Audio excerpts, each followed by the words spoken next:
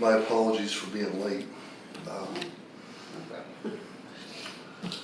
Patty was kind enough to print out the handout for me, and the purpose of this is to cover some of the things that are relevant to city council members serving, in the primary things are the public records law and the sunshine law. When I've done this before, I have always started with what to me is the most fundamental thing.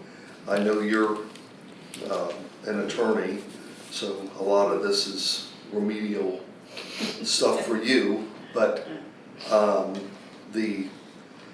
me the fundamental things that you need to be aware of is the city charter provisions, and the city charter provisions are akin to the city's constitution, and the constitution is the foundational document for the U.S. government. The city charter is the fundamental foundational document for this city's government, and I always want to make it clear that the charter sets forth, just like the Constitution, the separation of powers, and the separation of powers in city government. You want another chair? I Lynn will, likes this it. one keeps going down. Yeah, Lynn likes that one, but here. Here, take that one out. Here, just move this one there. Yeah, that's what we I can't sing.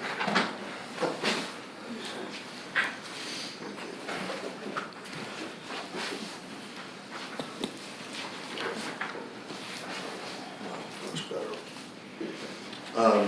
The separation of powers in city government is that this is the manager commission style government, and there's not a strong mayor. I'll say that very clearly. In some cities in Florida, there is a strong mayor form of government. This one is not that. The legislative power resides in the city council, and that's made up of 7 people, and as you know, you're 3 of the 7, and the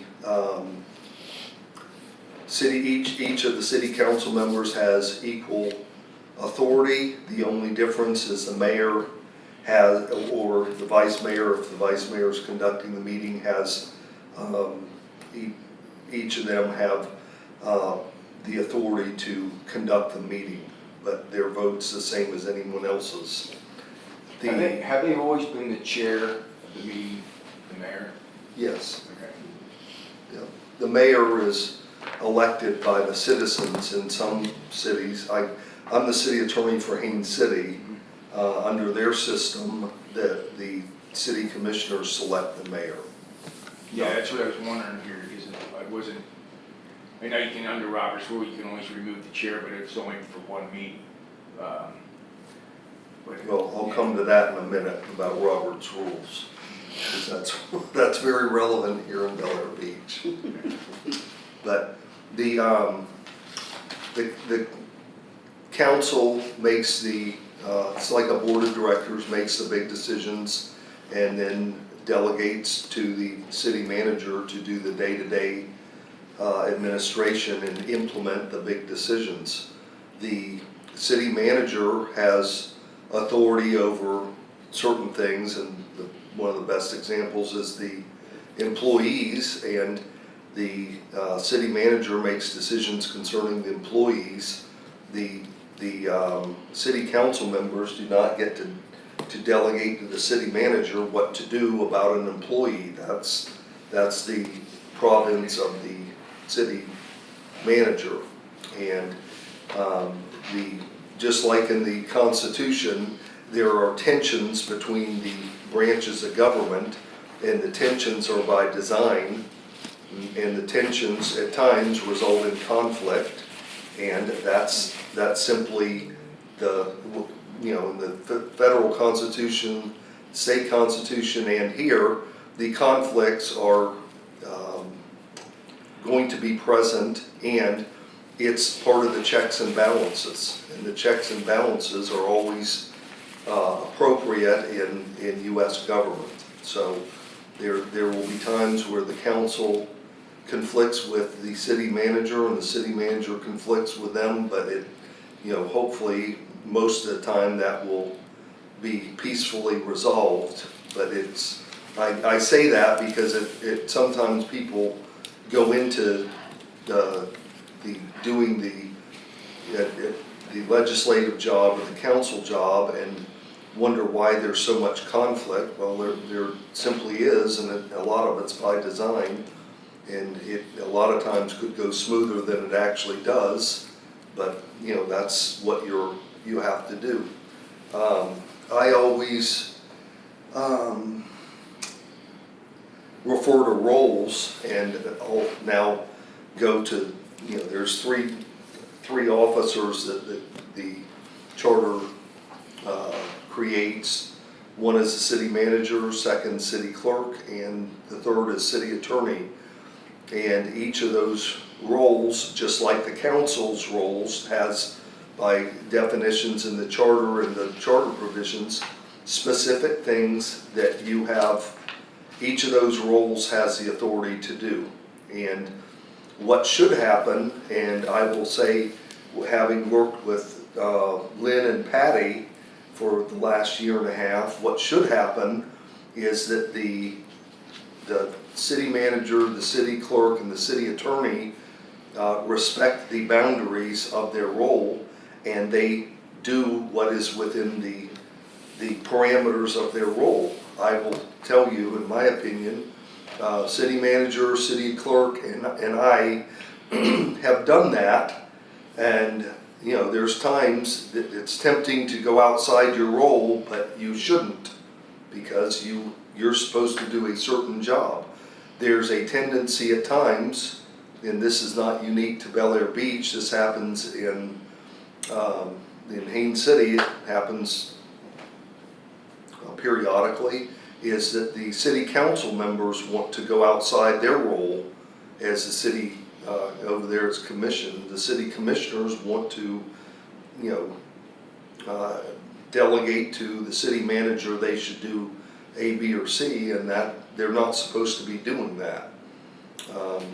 So I'm a big person on doing your role, because to me that is exceptionally important. And one of the things that I will be willing to do, just so that two new people know, I'm willing to say no, that's not my role, although I will give you some feedback concerning whatever issue it is. But I don't want to undercut the city clerk. I don't want to undercut the city manager. I want them to operate within their role, and their fulfill their responsibility, and I respect that. And I would say most of the time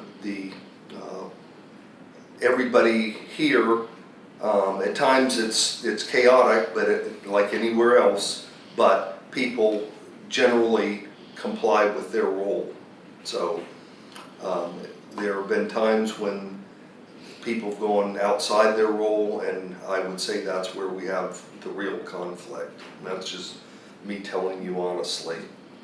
I want to tell you something about me, because I don't know either of you that well. Rita's heard it all before when I interviewed for the job, but I'll tell you a few things about me that I think are relevant in some sense, and will help you understand me just a little better. I've been an attorney in Florida for almost 35 years. I'm licensed here, DC, California. I'm also an English solicitor, which is transactional lawyer in England. Not that this part I always have trouble talking about because we don't do very well in sports, but I went to Purdue for college, Cumberland for law school, and master's from London School of Economics in England. I have been the city attorney here for a year and a half, city attorney for Haines City for 9 years. I was the code enforcement attorney in Haines City for a long time ago for 12 years. I was the assistant city attorney in Haines City for I think 4 or 5 years. So I've had a lot of background in city government. A lot of my other clients are typically people that have something going on in the United Kingdom, and at times that is a lot more of my work than others. It just depends on how trade is going with the UK. So anyways, I have done this a long time. Having done it a long time, you'll certainly have a lot of experiences with it, and my objective going into the meetings with the city commission or city council is to have them make sound decisions. That's what I go into every meeting trying to do. And my job is not to make the sound decision, that's y'all's job. My job's to help work with the staff to present things to you, not in the way that I think you should do it, in the way so that you have all the cards on the table and you can make the most sound decision, and that's the stuff within your role to do. And I try to, I do respect that. I want things to be done ethically. I want things to be done in accordance with the law. And I will tell you, just again, so you understand where I'm coming from, the default thing for me is to start with what is the legal standard. Because most of the time, people don't start with that. People start with the other end of the equation. They start with, what do I want the result to be? That is not my approach at all. I start with identifying the legal standard, and that is the starting point. And then, I'll Leslie refer to you plenty of times. You're an attorney. You know where you have to start, and you know that even if you start with the statute or the city code provision, there may be an administrative ruling, there may be a case that's relevant, there may be a federal law or state law that supersedes what you're doing, and all of a sudden what should be a relatively simple issue, you have to look at a whole bunch of different things. One of the things I frequently do is in Florida, there's a government at times doesn't have good websites, but one of the websites that I use all the time, and it actually is really good, is the Florida Attorney General's site, because I frequently look up things there, and if it's something I don't know that much about, I start there, because you oftentimes get references to all the resources you need to address a certain issue. I'm starting with the legal standards, very important starting place. In addition to that, there's a lot of things that relate to ethical issues, and there's resources available to address them.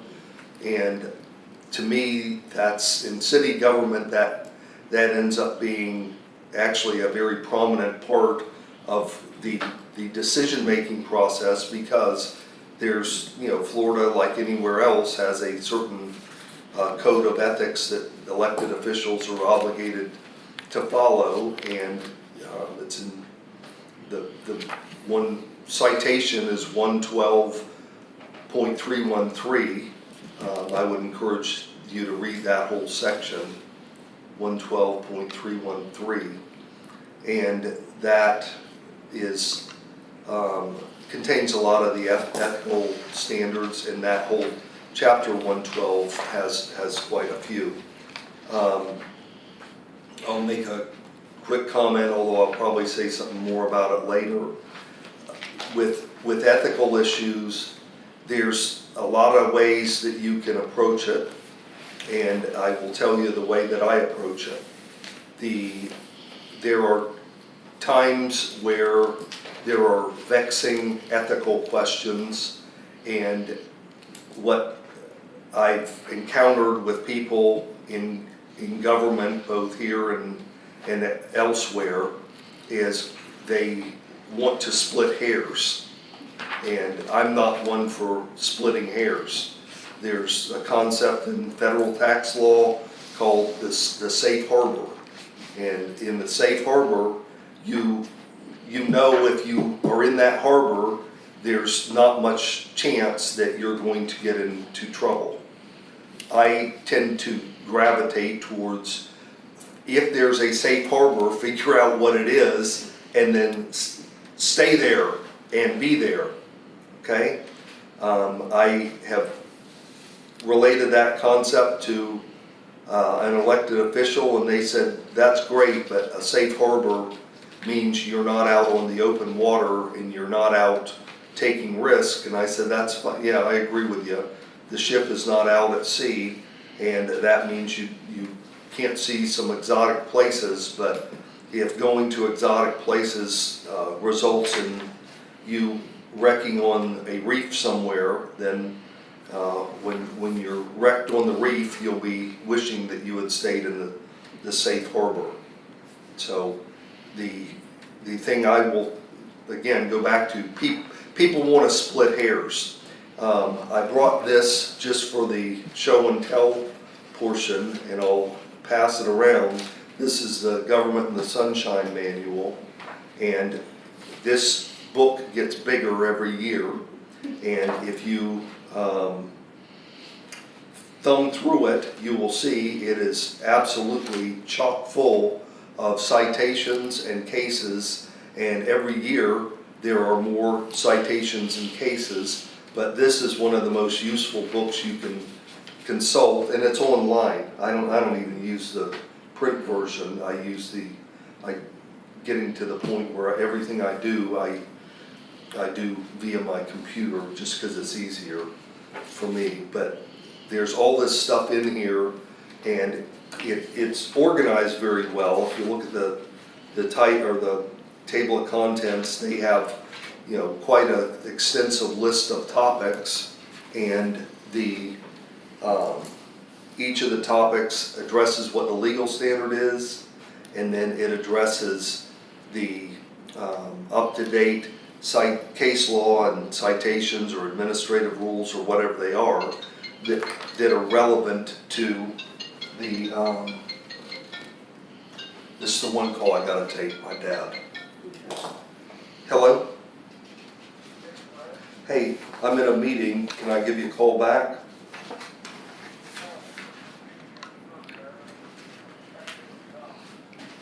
Okay, that's fine.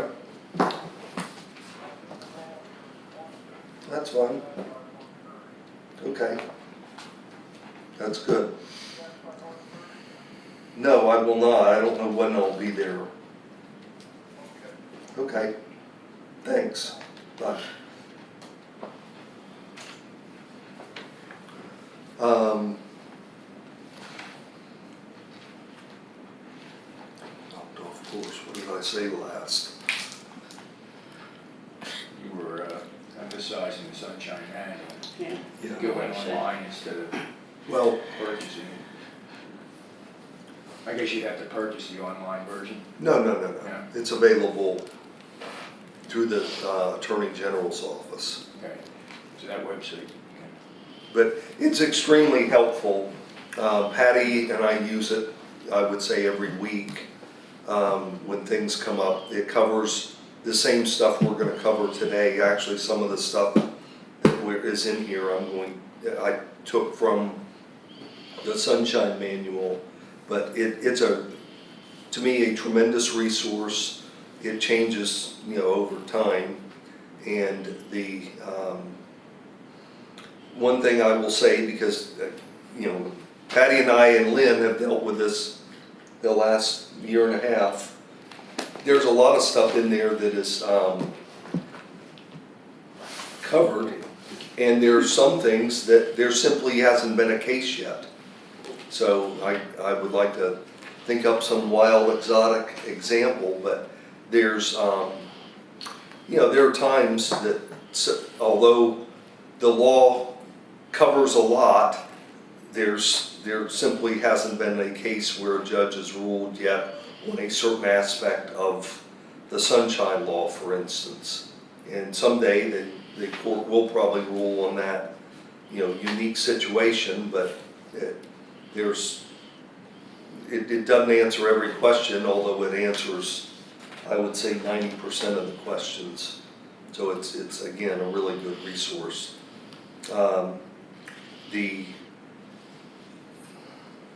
The public records law in Florida is a statutory law. Both of the things we're going to talk about today are statutory, and then there's, of course, all the case law. But the public records law is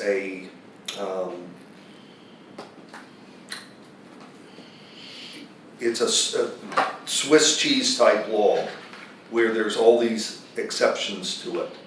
And in the exceptions and the exemptions, last time I checked, there's the First Amendment Foundation has a website, and I want to say there was 1,053 different exceptions in Florida law to the public records basic policy. And that becomes a daunting effort to look at something that has over 1,000 exceptions to it.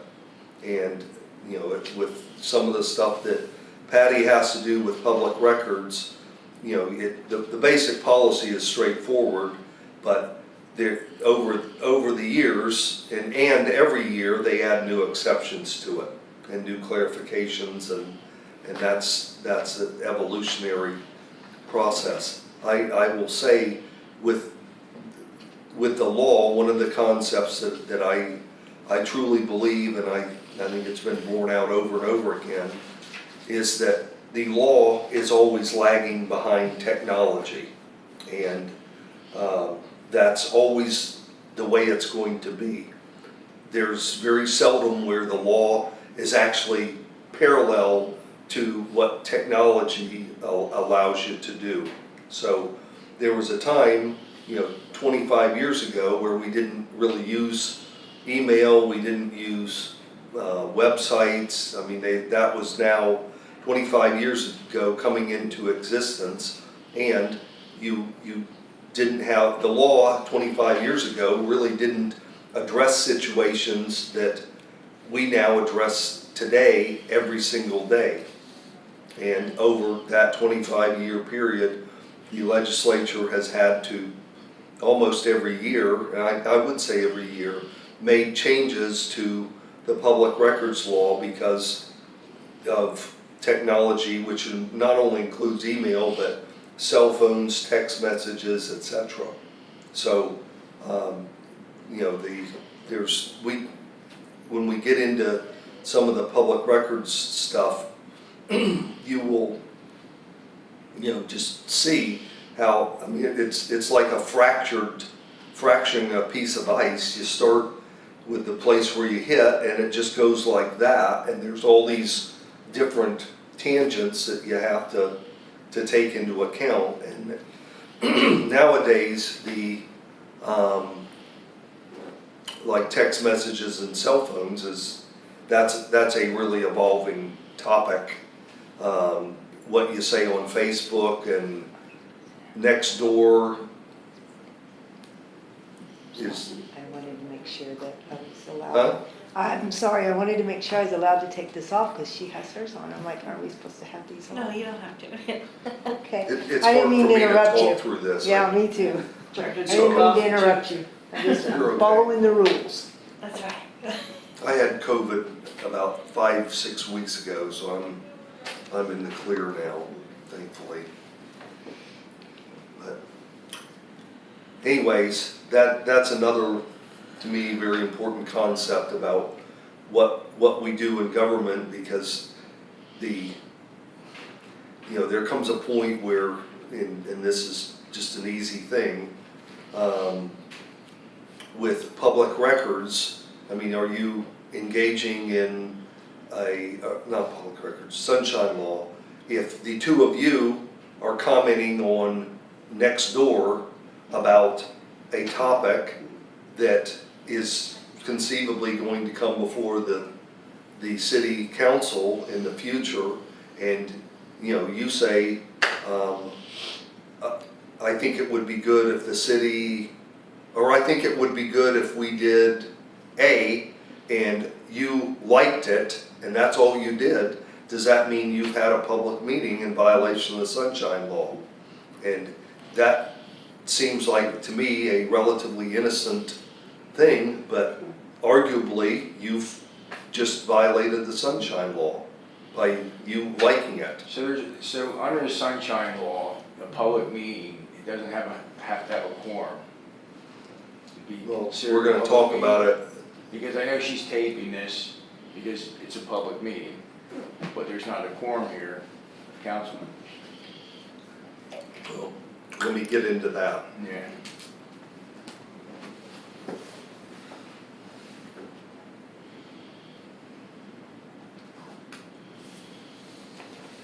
Well, we'll talk about public records first, and then, believe me, we'll get into your point. Yeah, this isn't a council meeting, it's a presentation. I understand, but I mean, it's still considered a public meeting. Yes, because Yeah.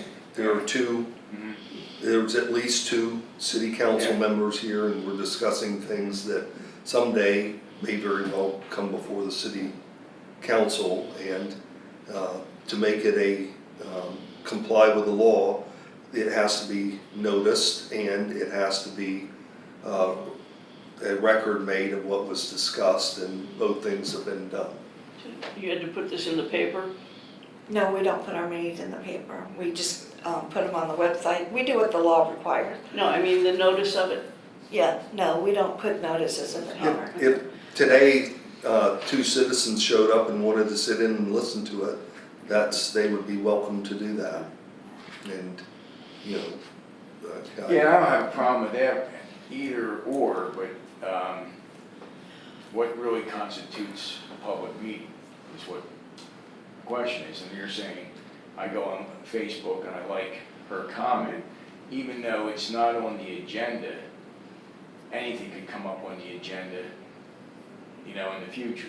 So, well, I use the word arguable. Arguably, that's a public meeting. yeah, And the thing that you have to keep in mind is that there will be, I mean, this is a small community.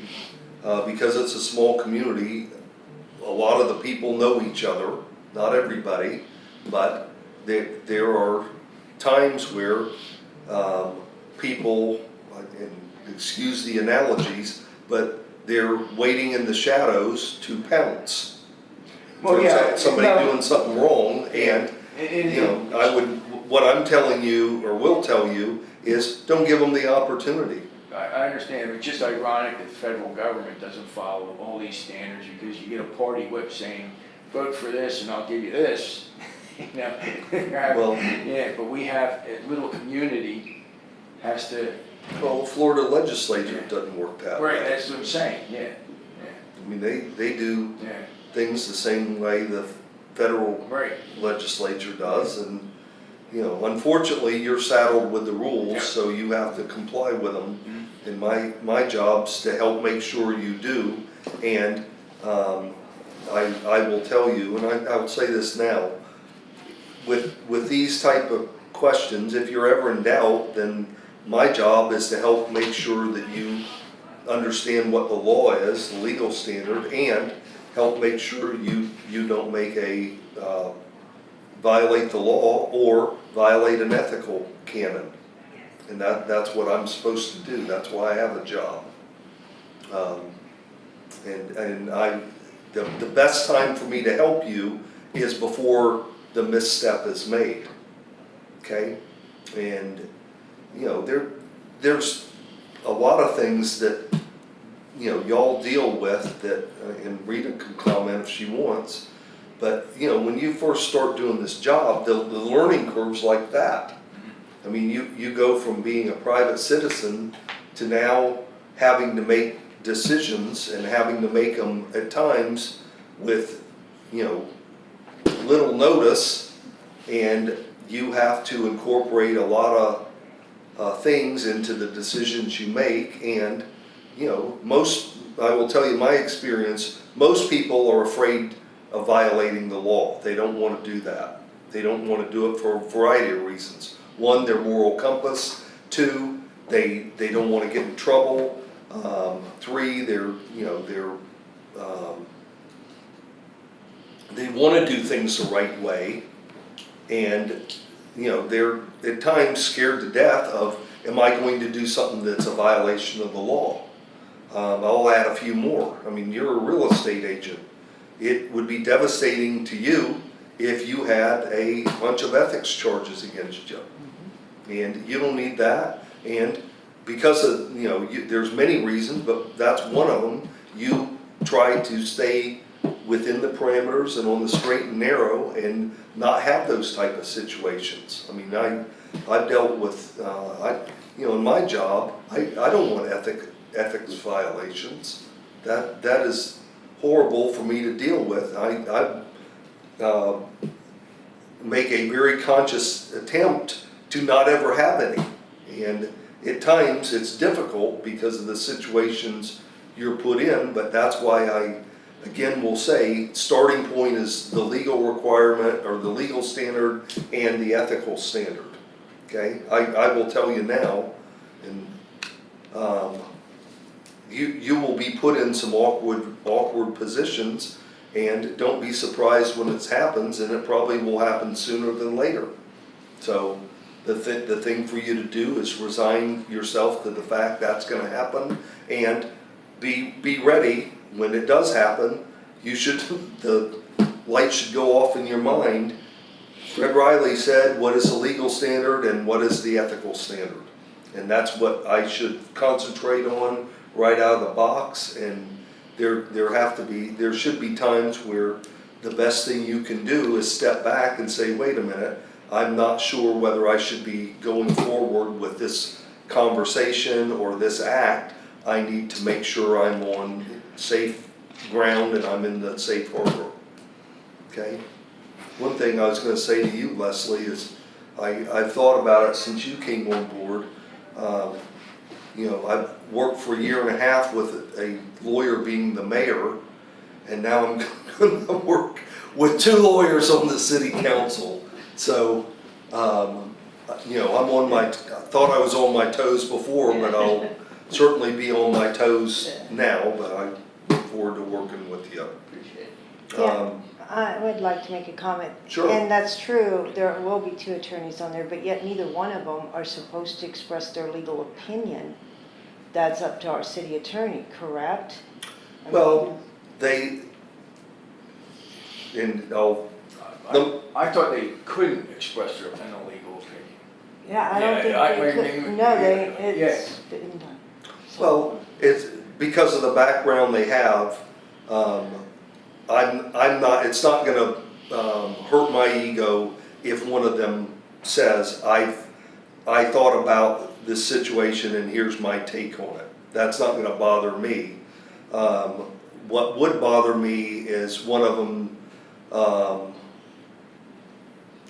goes beyond something like that, and they try to advise the council that this is what the council should do and you shouldn't respect the opinion of the city attorney on this topic. I mean, if they do that, then I will respectfully disagree with them. I've done that already with Mayor Manzo. I mean, there have been a few times I didn't see it the way he did, and I've told him that in a private conversation. I've told him that in a public conversation, and I will do that again with him or Leslie or anybody else if there's a reason. I mean, this isn't a discussion about me, but I will tell you very clearly, if I say something, there's always a reason.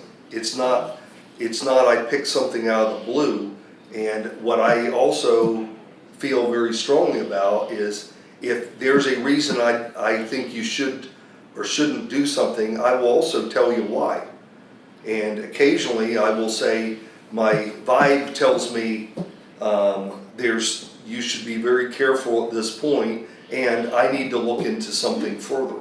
And because I don't know everything that's in that book, and I've done that too.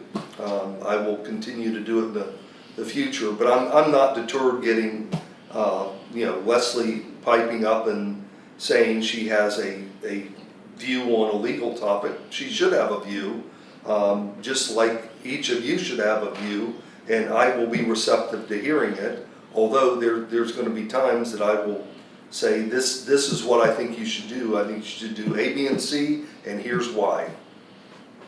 You had a question? Under the Florida bar standard though, if I hold a license to practice law in Florida, any view I have is that a legal view when it's a public meeting? Staying with her comment, you know? Yeah, I mean, that's happened before, and my tendency is to let the city council members discuss things in the manner that they choose to discuss them. You had mentioned earlier the Roberts Rules of Order. I'll say something about that now. The Roberts Rules of Order can be applied strictly, and they can, if they're applied strictly, then they can quell the discussion. And at times, I mean, not everybody, I know that the audience members don't know the Roberts Rules of Order like the back of their hand. Most people don't. I will tell you, I have a basic understanding of them, but I don't know all the arcane rules, and there's a lot of arcane rules in Roberts Rules of Order. But the thing that should happen, in my opinion, although at times it doesn't happen the way I would let it unfold, is the Roberts Rules are applied in a strict manner, and it's to deter people from discussing things. My personal opinion is the city council members, if they have something that they want to discuss, they should be given an opportunity to discuss it. And it should be a free-flowing discussion, and you of course want to keep the personal attacks out of it, and the recriminations and things like that. But y'all should be able to talk amongst yourselves. This is the only time in a public meeting when you can talk among yourselves about city business. So I personally think it should be a free-flowing discussion, because other than the mayor being in charge of the meeting, each of you have an equal voice, and each of you should have the opportunity to explain your viewpoint on topics that come before the city council. That's what should happen. I'd just like to ask for some clarification, just so I know myself. But let's just say that you get a point of order and you don't think it was founded. So can you come back within Robert's rules and say you object, and does it go back to the council to vote on whether that was a legitimate point of order or not? I think so. Okay, now let me kind of change that question a little bit. If you give a point of order on the person presiding over the meeting, whether that be the mayor, vice mayor, whoever's presiding over it, and they just discard it and continue with their conversation, wouldn't that go back to the city council, whether that point of order is legitimate, and that conversation should be stopped? I mean, I'm confused on because if you give one on the person presiding the meeting, then they can just shut you down and go right on. But when you get one, you're supposed to shut up and just sit there. Are you reading it? Staying with her comment, are you trying to remove the chair? Because he won't recognize your point of order? So you're trying to I temporarily don't remove know, the chair? I mean, I'm just saying. If- I'm not trying to throw you on the bus. No, Yeah, but if yeah, you're yeah. presiding over the meeting and I give you a point of order and you just say, well, that's not your reason or your point of order isn't good, and you just keep right on going, But under Robert's rules, I don't can't she understand that. say 3 times, point of order, if he keeps denying the point of order, can't she say motion to remove the chair? Temporarily remove the chair and say, Leslie, I nominate Leslie as a temporary chairperson? That may be in there. Yeah. see, that's where I'm confused at is, you know, I'll have it to look shuts at down that. some people, Yeah. but then somebody else, if they get one, they're not shut down, so I'm confused. In here it talks about point of orders, then appealing a decision of the chair on a point of order and incidental motion, and I'm looking at page 7 of the Robert's Rules of Order, which you should. Hold on, I gotta find 7. Aha, okay. Well, let Yeah, me, it shouldn't be used in a defensive manner. no, and there are times, and y'all will recognize this as soon as I say it, there are times that you need a little time, a little space to explain what your point is. And I mean, I'm just telling you what I've seen Yeah. here and elsewhere. At times, people barely get out a sentence and the chair, whoever that is trying to shut it down. Well, and that happens, and I again say, from my personal perspective, you have to give people space to make their point. I mean, especially with the citizens, I mean, y'all go through training, so you're in a better position to discuss things, and I mean, in your case, you've been a city council member for a long time, so have you. And you're better now at explaining your point and You trying. have an opportunity to do it. Yeah, you need to be given an opportunity to do it, and at times, and I'll say this with the citizens, they say things in a disjointed, inartful manner, because they're not used to presenting stuff in public. And, you have to give people space in order to make their point. So, I personally am very forgiving, because I think it's essential that you give people the opportunity to say stuff. But Is the customary standard I don't know if it falls under sunshine, is the 3-minute rule for citizens to speak? yes. Well, that's not under the sunshine law. That's a policy decision that the city commission typically puts in place. I mean, Because I think that's very intimidating when you have a clock running and you're up there trying to express your thoughts, and like you just said, the citizens are sometimes nervous. This is the first time they're getting. they always are. Yeah, and now you got a clock in front of you. It's like a game show almost, Well, Yeah. and I'll use Haines City as an example. I mean, there's times I sit there, they have the 3-minute rule, and I sit there and I'm trying exceptionally hard to even understand what they're talking about. And at times, they're 2/3 of the way through before I finally understand what they're really talking about, because everything's so disjointed. That's my point. Because they're not used to making a presentation. Right. And that doesn't mean they're not making a good point, just means it took me 2 minutes to figure out what point they're trying to make. Maybe it's me. I hold that out as a possibility too, but you have to give people some space. Here in this city, the time that I've been here, it's been run in a rigid manner, and I've commented on that because at times I would say it's been too rigid. I think that's a fair People comment. run out of time in these meetings to speak, and Well, the citizens speaking for 3 minutes is one thing. The council members, I keep saying, need to have space. Y'all need to have space to discuss things. Rita, want to answer your point a little bit better. If you get a point of order, my response to that would be, I would like to explain why I'm stating what I'm stating. I'd like to be given the opportunity to explain my perspective on this. I don't think it's asking too much to give me the opportunity to explain it.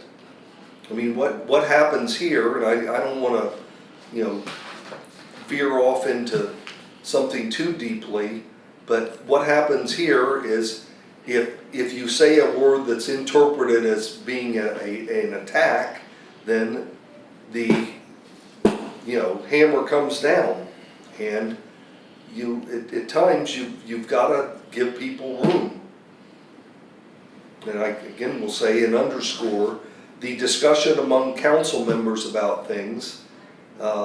Y'all are equals talking to another equal, and that's the way it should be done. There have been times over the course of the last year and a half where it's been a very tense and acrimonious at times discussion.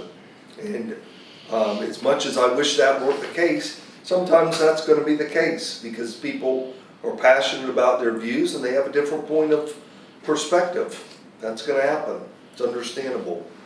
Hopefully, at the end of the day, the 7 of you make the best decision that you can for the sake of the city. That's what should be the result, but sometimes it may not be.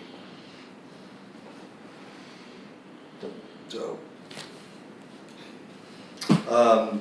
let me get into a little bit of the public records law, and that's in chapter 119. I included the definition of public records, and then I included 119.07, which is the principal statute.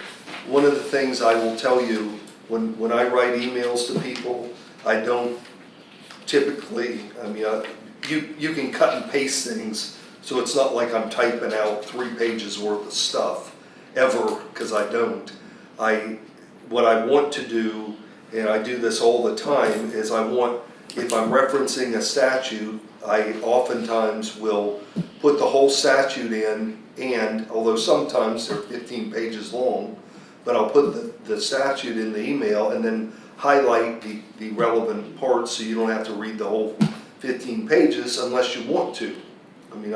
I'm one for disclosure, and part of my job is to disclose what the relevant things are to you, and also give you what to me is the most relevant aspect of things.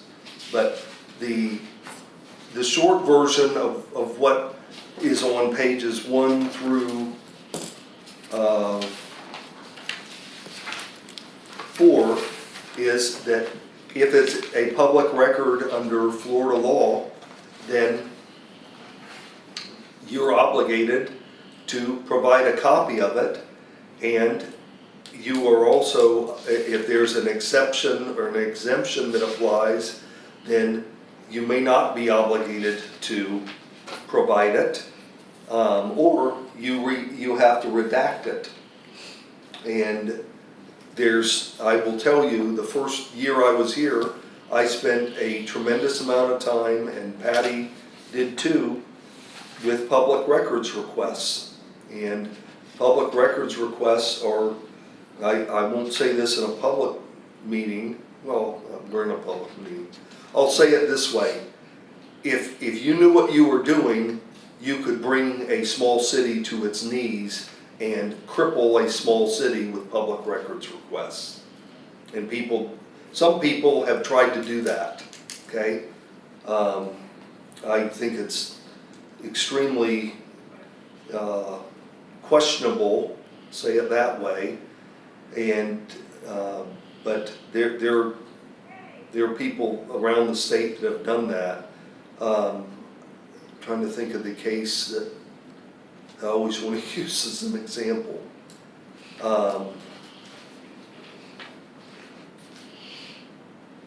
There was I believe it was City of Lakeland, there was a public records request made, and they didn't handle it exactly right, and it ended up, with the City of Lakeland paying $150,000 plus in settlement because they technically didn't handle something properly. And, I mean, that was a case from a couple years ago. And it wasn't any, great thing. It wasn't like a conspiracy to not provide stuff, but at times what starts as a minor issue can mushroom into something much, much worse. What Patty has done, and I've helped her whenever I've been asked to, is we try to provide the public records, to do it in a timely manner, and to be an open book with transparency, which is what the law contemplates, so that people can understand what their government is doing. There are some things that are off limits, and I'll give you a couple examples. This is now exceptions. The security plan for this building is not a public record, because that is what somebody that's planning terrorism wants to see. The name and social security number of a minor child who's the victim of a sexual assault is not going to be a public record, because that victim doesn't need to be exposed to certain things. The address, I'm pretty sure, of the city manager and the chief of police is not a public record, because they deserve a little bit of peace and quiet, and to not have criminals come to their house to kill them. So there's things like that those are just a couple random examples of exceptions. When a public records request comes in, a public records request can be an anonymous request, and the question is not who is this and what do they want this for. The question is this a public record? And I'll use this. I generated this, I emailed it to Patty, and she printed it out. If somebody wants this, and they want everything to do with this, there's only 3 pieces. There's this document, there's my email to Patty, the email back where she said, thanks, I'll print it out for you. And so we have it this morning. So there's 3 things that are tied to this right now. If one of us sends it out further, that's public record. I will tell you from my standpoint something about email, because email is the way that everybody communicates nowadays. And then I also want to say something to you about text messages. But my way of writing emails is, and I advise you to do the same, is I only address business stuff in my email. I do not say, how was your weekend? I didn't ask about the Bucks game. I don't propose we meet on Friday afternoon at this bar to have happy hour. I don't ever include any of that. I mean, you've read my emails for quite a while, and so have you. I never do that. It's not because I'm not interested in what you're doing in your personal life. It's because I know that's a public record. And the way I have always done it is it's strictly business, it's to the point, and anything that's personal is not included. Okay? And the reason I do that is very clear. I don't ever have to go back to my emails and redact anything. Never. I mean, in any given year, there's only a time or two where I ever put something in an email that I'd even have to think about redacting. And if it is, it's related to a ongoing litigation case. Okay? But that's what I would recommend y'all to do, because you you know, anything you do that's related to city government is a public record, and you have to, the other thing I do is when I write it, I expect that tomorrow it will be on the front page of the newspaper. And, you know, there's nothing that I ever write that I'm tomorrow going to wish, damn, I wish I hadn't have said that. I every time write it knowing that it could be on the front page of the paper, and that at some point I'll have to redact it. Or at some point that it'll be asked to be a public record. And part of the reason I'm saying it that way is that if you ever had to go back and look through, 500 emails that you wrote and make sure there's nothing in there that needs to be redacted, that is a time-consuming effort. And, you know, you will not be very pleased spending the time to do that, so. What can be deleted and what can't? I mean, Well, delete's a dirty word. Redact is the appropriate word. well, I'm just saying, we get a lot of emails, like from the Florida League of Cities and all like that. Can we delete those? Or, I'm assuming you're talking about out of our city email. yes, I mean, I never delete any of them. They're all still there. There's like 2,500 of them. But it's nothing to do with Bel Air Beach's city business, so to speak. I just don't, honestly, I don't even open them. It'll be like from somebody giving you an update on something, you know, like outside, like public health or something. Florida you know, League of Cities every week. Yeah. Yeah. So, but I don't even open those, and when I get emails from the city, obviously it's from either Patty, Lynn, you know, or actually it's from all three of you sometimes, but I never respond to any of them, ever. I will read them, and then if I want to give, like Patty, let's say, is asking, is anybody going to attend to the meetings? I mean, I go probably to the extreme, but I'm not breaking any rules. So I'll call Patty and say, yeah, I'm going to be there. But I don't respond. Never hit reply to all. And I don't send, like, I'm not going to send Leslie any email, Frank any emails, and out, you know, at all. I stop, you know. Yeah, Leslie and I used to be friends, before she became city council, and but I don't do any of that with her anymore. Same thing with Frank. I'm not going to do that kind of stuff. So, and I know public records are huge. That's why I never reply, nor do I send one out on my personal email about business to, like, even Patty. And if I do send it out, I'll copy the Rita Swope at City of Bel Air Beach. And so that way it becomes a public record, and I don't have to worry about keeping any documents or redacting anything. Right. So that's how I approach it. Well, you raise another good point. The fact that the three of you are friends, you can still be friends. Mm-hmm. When you're together, you just can't talk about city business. And So- that means nothing, right? Like, because I don't, but I'm just saying, I'm not going to talk about anything with, you know, planning and zoning or board of adjustments or park and rec stuff or, you know, none of that, because I don't talk about any of that stuff outside of city council once they're on council. But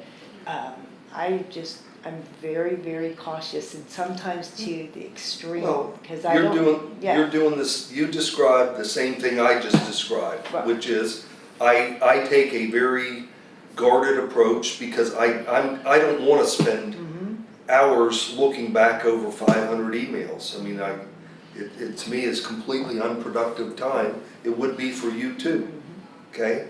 When if the three of you are together at a cocktail party, then, you know, you can talk about the Tampa Bay Buccaneers, you can talk about the art show that's coming up, you can talk about the weather, but, you know, when it comes to, we have to approve the budget, and boy, there's a lot of stuff that I think we have our priorities askew. That's the stuff you can't talk about. I'll make an observation though. if you're at a cocktail party and the three of you are standing there and you're talking about the Tampa Bay Buccaneers, there will be people at the party that will say, I saw them together and the three of them were talking and they're violating the sunshine law. Yeah. And regardless of what you're talking about, and that's just the reality, you have to be prepared for The that. three of us are at the party talking about the Buccaneers, citizen comes up and wants to discuss the budget. We can't I'll do walk that. away. You just say, we can't discuss it, right? Yeah. Well, You can talk with the citizen I about can the talk budget. with you one-on-one. One-on-one, but if But I'm not there's two going to- other earshots, we can't. No, And that's what, you know, I've even done with in meetings. I even go that far, like after a meeting, if somebody's talking to me, a citizen, and I'm walking out the door and there's another council member there, I'll just automatically, I say to the citizen, I'll see you later, have a great evening, and I walk away. I mean, I'm not gonna finish the conversation I was in if it was about city business with that citizen. As soon as I see the account, I'm out of here, see ya, and I leave. I And mean, a citizen could take that as a rude. No, Yeah, because yeah, I will yeah, call them yeah. the next Okay. day or that evening and say, Mhm. you know, Yeah. I couldn't do Right. that. I mean, I have done that before. I've called and say, I wasn't trying to be rude to you, but so-and-so was standing there. And they certainly understand Mhm. because, you know, most of our citizens are pretty bright on that kind of stuff, for sure, I think. well, the party example's a good one because you're talking about the Tampa Bay Buccaneers, but I'm just telling you, there will be somebody there that is, you know, intently watching, and you just have to be ready, and that's part of what life is now that you are a city council member. And you just have to be careful. And if you're ever questioned on it, you say, you know, look, the city attorney seared this into my mind, and we were not discussing city business, we were discussing the Tampa Bay Buccaneers or an event at Ruth Eckerd Hall. And, you know, I'm sorry to disappoint you, but that's what we were doing.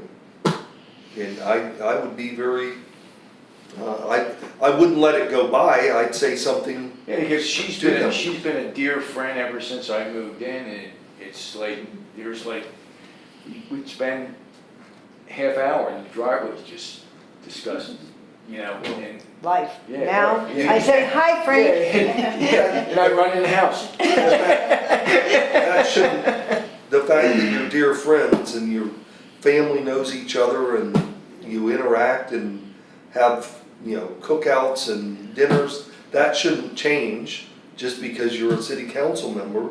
You just have to be mindful of how the city works, and this is not unique to Bel Air Beach. I deal with it all the time in Haines City too. I Yeah. mean, I just do.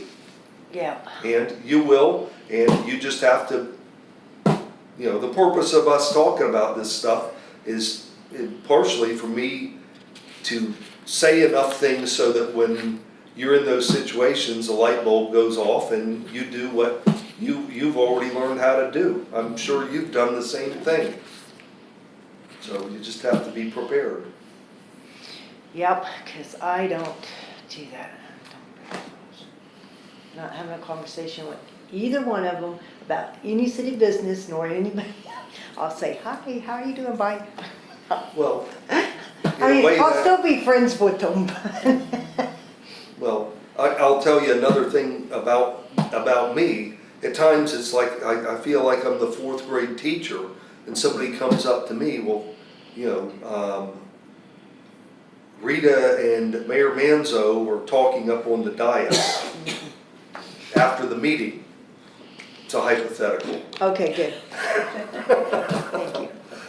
And, you know, somebody's coming up, and my response to that is, both of them know what the sunshine law is, and I'm not the hall monitor, and they're two adults. I'm not going up to two adults that know what the standard is and gonna yell at them, or even worse, I'm not gonna yell at them from across the room. Don't violate the sunshine law.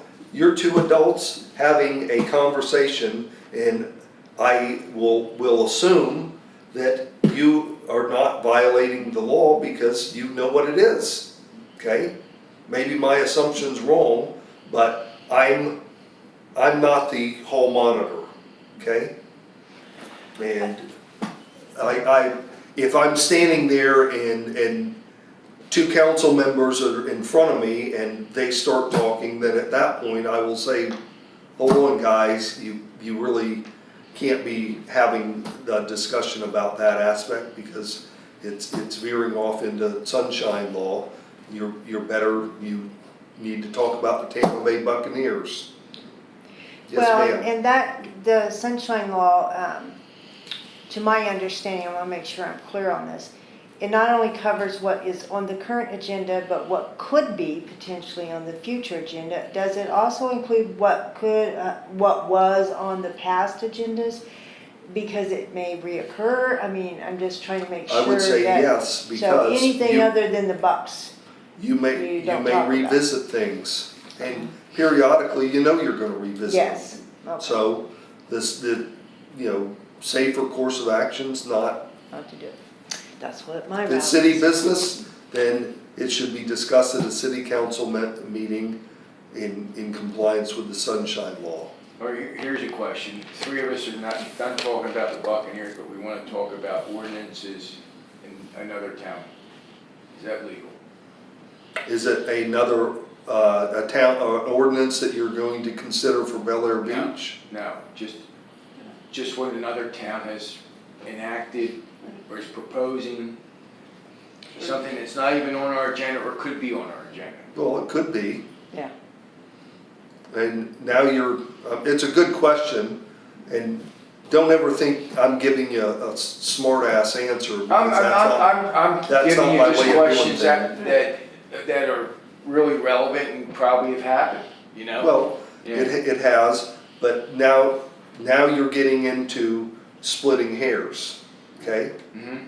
And I just, That's why there's courts, because of the hair splitters. Yeah. And that's what I'm asking, I mean, can I talk to her, can I talk to the mayor about, Did you hear what those jerks over in such and such a town did?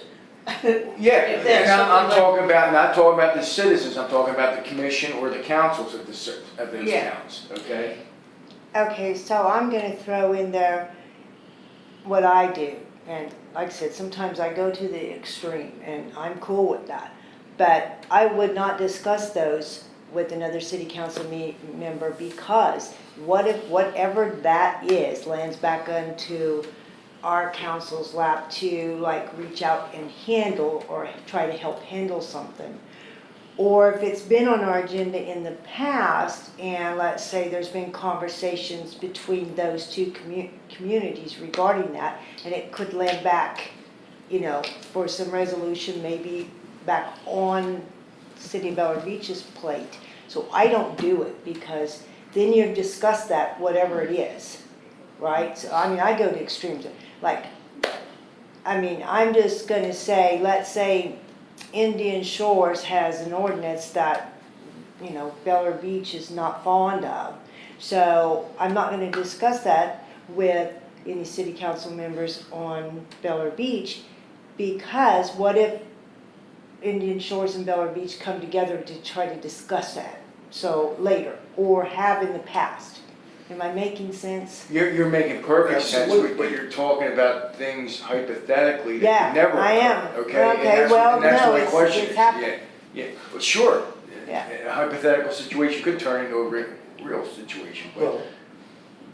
well, I'll answer it the same way I basically did a minute ago, and you made the point. If it's something that the city council here may consider in the future, then you should leave it alone. You shouldn't veer off and discuss it, because it's just too easy for somebody to say you're violating the sunshine law.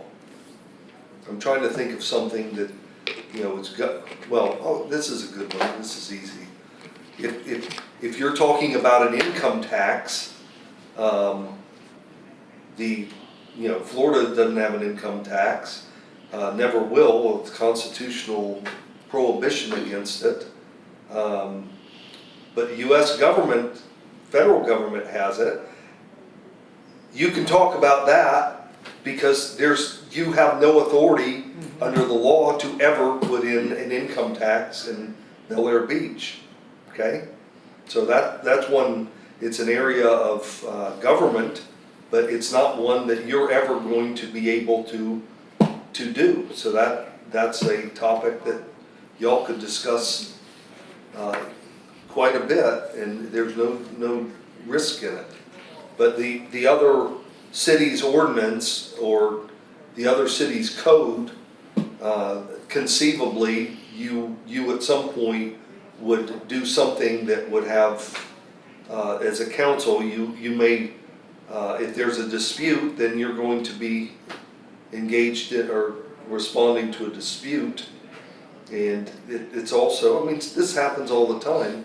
One city passes an ordinance and it's a really great idea, and other cities do the same thing because they want to employ or implement the same great idea. So I just, you have to be careful. And I again say, and there's some stuff you'll probably sit there and think, why does the guy keep saying the same thing over and over again? Well, it's because I want to emphasize it, because we've dealt with it over and over and over again.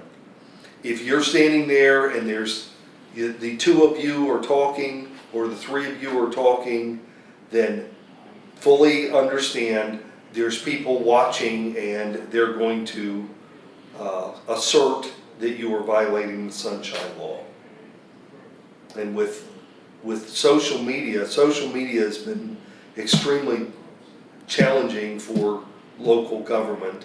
There's too much stuff that becomes the runaway train, and I'll comment on that in a minute, but it's, if it appears on social media, it can take on a life of its own. And, all of a sudden, everybody in town knows that one person thinks you violated the Sunshine Law. And they can make some ill-advised, stupid observation, put it on Facebook, and next thing you know, everybody, that's the reality to everybody, or perception, which is not reality. But you have to deal with the perception. Yeah, I stay off of social media as far as any this business. Do you want to say something? No, I said I stay off of social media as far as city business because Me too. I only use social media for a few personal things and to promote my profession, but nothing about any of this. I don't hit like on anybody's comments. I don't comment on anybody's comments. Well, Nothing, so. you are choosing an absolute safe harbor. I will tell you, and this is just the world we live in. I have the First Amendment right to voice my opinion, but I seldom voice my opinion about anything on social media because we live in a climate now where if I make one misstep on something, I get fired from the 2 city attorney jobs I have. So the safer thing for me is don't comment on anything, just like you, Rita. I mean, Facebook I've always kept is a way to keep in contact with people that normally I wouldn't even run into, and over the years I've lost track of, but now I have, it's interesting to see what they're up to in life, but I don't put, it's a shame because there have been times I thought I lived an interesting life, but I don't put it on Facebook because I can't, I'm not gonna deal with that, and but social media can be a real challenge. That I'll go back to the law keeping up with the technology. That is one of the principal areas that we have to be concerned about. And there's now starting to be some cases where people have filed ethics charges based on what local government officials said on Facebook. So, anyways. I should have started with the sunshine law, but instead of the public records. I'll make a few more comments about the public records law. I'd ask that this handout, some of it's kind of boring and dry, but I would ask that after today, you take the time and read through it, because I think if you do, you'll have a much better understanding. I'll make a couple more comments about it, and then we'll talk further about sunshine law. What's the downside of not complying with the public records law? The downside is somebody will file an ethics complaint against you, and if conceivably you could get fined, okay? I have, in my career, have handled cases for nobody from this city, nobody from Haines City, but I've handled cases for people that had ethics complaints against them at the state level, and have had Commission on Elections complaints against them at the state level. And I want to comment a little bit about those, and kind of lump both of those. To me are kind of the same type of thing.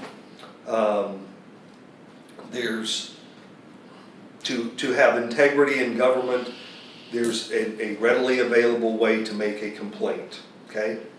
If somebody wants to do it, they can go online, fill out an online form, and make a complaint based on ethics or election. If you do that, it's not a anonymous process. You have to have the conviction to put your name, otherwise it won't be addressed. Although somebody could write an anonymous letter, that's happened. But the process, if somebody makes a complaint, I don't know if y'all are familiar with it, but if somebody makes an ethics complaint, the initial process is it's taken seriously. If somebody knows what they're doing, which oftentimes is not the case, but somebody makes a complaint, then the first step in the complaint process is to determine whether there's probable cause or not, which is a fundamental thing. Up until that point, it's a confidential issue, and if they determine that there is probable cause for them to look into it further, then it becomes a public issue. And once they determine probable cause, of course you have, when the complaint comes in, you're notified at some point, and you have the ability to contest whether the charge is valid or not, and you have the ability to mount a defense. That's what I've done in the cases I am talking about, which I'm only talking about in a generic way. My experience has been when people make the complaint, they really don't make a very good complaint, but they make it nonetheless. The defense of the complaint immediately is, you focus on what the legal standard is. And if you leave here remembering one thing I said, I said start with the legal and ethical standards. That is the one paramount thing I want you to remember today. But the whole complaint will revolve around whether or not you violated the legal standard. And they have investigators, and they investigate, and you may or may not. There are times that people have done technical violations of things, and technical, I'll say, it was inadvertent. They didn't intend to violate anything. They actually, in many cases, did stuff to mitigate it, but technically they violated it. I had a person that was a city commissioner. They were in a professional services firm, and they technically violated the law. They did it in a way that was the most innocent way you could ever do it. But, you know, at the end of the day, they got a slap on the wrist and a fine, but it certainly appeared in the paper that this person that was a partner in a professional services firm, you know, violated the law, the ethics law. And that, of course, doesn't do well for them. I don't mean to pick on you, Rita. Yeah, but, you're looking right at me, dude. You know, You're looking right at me, dude. Yeah. no, well, but I'm saying, here's my example with you. I mean, again, you're a real estate agent, broker. No, just an You're a agent, real I estate work for a agent. broker, so basically, my broker would, like on my listings, would own the listing. I don't own that listing, so. Okay, well, but, you know, you're a real estate professional, and the last thing you need is a bunch of chatter in the newspaper or on front door or back door or whatever it's called, and about, you know, how you violated the ethics law. That's not good for you, and that's one of the reasons the examples you give, I think, are good, really good examples, because you're very conscious of things, and you're also trying to make sure nobody has any basis to assert stuff. So I couldn't agree more with what you've said in this meeting about what you're doing assertively to make sure you don't have a problem. That's great.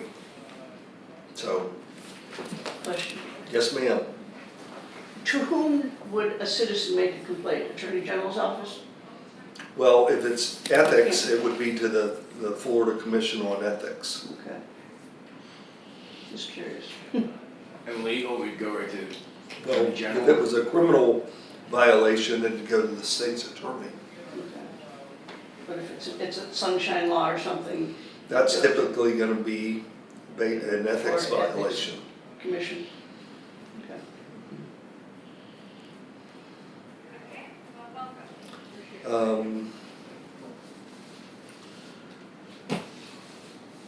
I talked about email. I'm gonna say a few more things about this, and then we gotta move on. Text messages, okay? Text messages, a lot of people, it's in vogue to do text messages. I occasionally get, somebody asks me a legal question in a text message, and I respond, that's something we would have to discuss in a conventional conversation. The only reason I use text messages is to confirm, you know, you said you'd be there at noon, and are you still on for noon? My answer is yes, okay? I don't discuss substantive things in text messages. I would encourage you not to, with anybody, to discuss things in a text message. And the reason being, what is it, 164 characters, you can't put nuance into 164 characters, okay? And government things, you have to frame it in the proper way, and you know, you just have such a small space to frame anything. I'm just telling you, don't use text messaging for conducting city business, because it is a public record, okay? And again, this is like redacting 500 pages of stuff.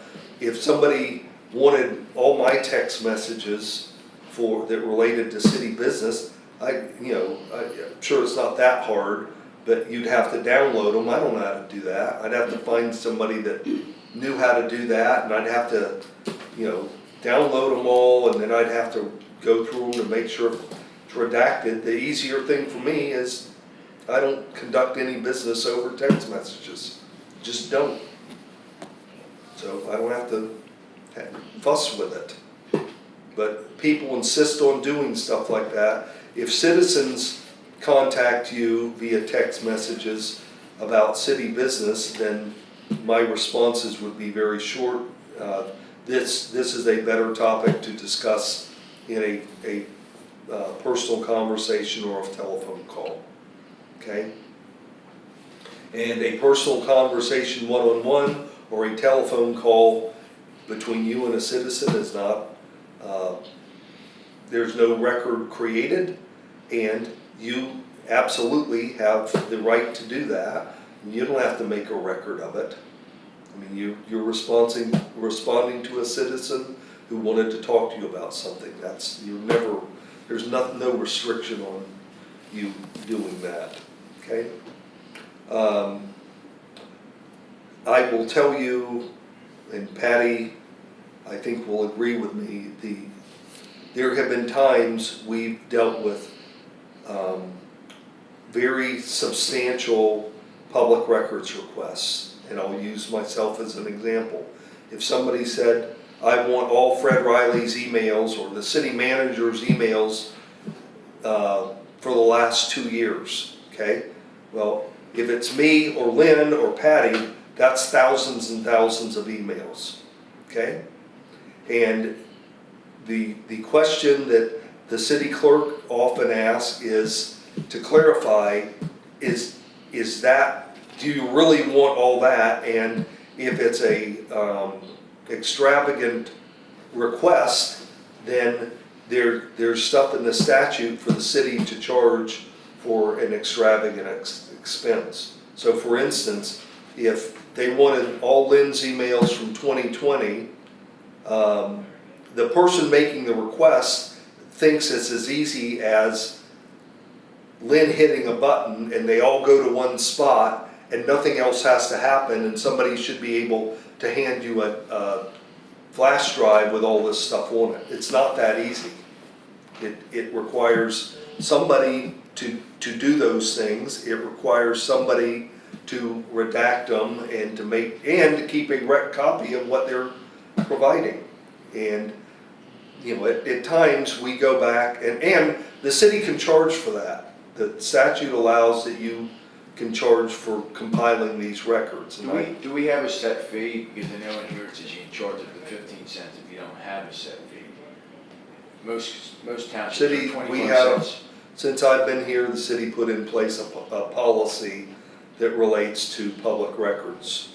What is it, 25 cents a page or? We used the Florida statute, didn't we? Yeah. Yeah, but there's a lot of stuff in there, so I would ask that you give them a copy of that policy. I'll send it to you. But could council up that above the Florida?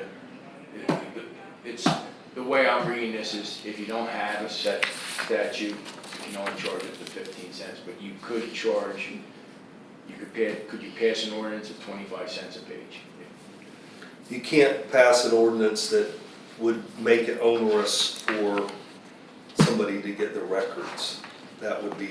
Because most states, a lot of states are 25 cents now, you know? The thing, just so you understand what we try to do when these, and I'll use the word crazy, there have been times we've gotten crazy requests, although a crazy request is legitimate if the citizen is asking for it, because if it's a public record, you're simply obligated.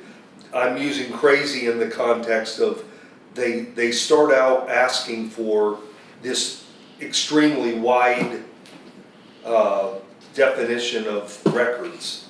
And what we do, which is allowable under Florida law, is see if they really want all that or whether they're looking for something that's a lot more focused. And I'll use an example from Haines City. I got a request long ago where a group wanted the internal investigation files from the police department for, I don't know, a 5-year period.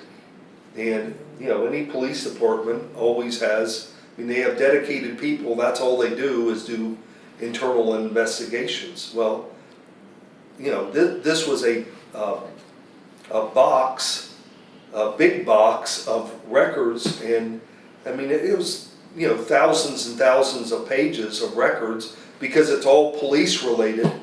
Somebody had to go through, somebody that knew what they were doing too, had to go through every one of the pages to make sure there wasn't information that should be redacted, like a minor victim's name, okay?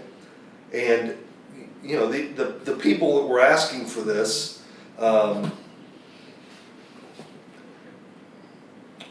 again, doesn't matter what purpose they were asking, it doesn't matter who was asking, but they were asking for such a monumental thing.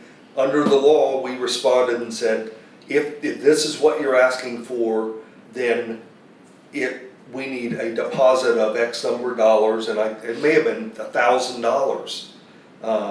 In order to, we'll process this. We project that based on your request, there will be Y number of documents, and it will take a staff member, you know, Z number of hours to go through and redact it. And based on the law and our policy, us doing this task and providing the public records will cost, you know, $3,500. If you want to proceed, we need X number of dollars as a deposit.